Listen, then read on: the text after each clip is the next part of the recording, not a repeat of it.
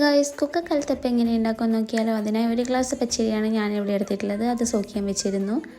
അതിനി നന്നായി കഴുകിയതിന് ശേഷം ജാറിലേക്ക് ഇട്ടിട്ട് കുറച്ച് തേങ്ങയും ചോറും ഉപ്പും ജീരകവും 3 ഏലക്കയും ആവശ്യത്തിനുള്ള വെള്ളവും കൂടെ ആഡ് ചെയ്തിട്ട് നന്നായി ഒന്ന് അരച്ചെടുക്കാം.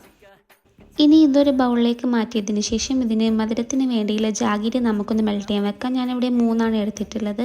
നിങ്ങൾക്ക് നിങ്ങളുടെ മധുരത്തിനനുസരിച്ചിട്ട് 3 4 എത്ര വേണമെങ്കിലും യൂസ് ചെയ്യാം.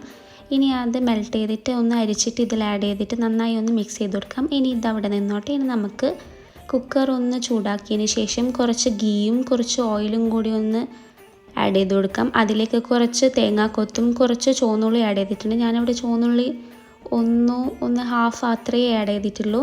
പിന്നെ ഇതൊന്ന് തേങ്ങാക്കൊത്തൊന്ന് ബ്രൗൺ കളറായി വരുന്നവരെ ഒന്ന് നമുക്കൊന്ന് സോട്ട് ചെയ്തെടുക്കാം.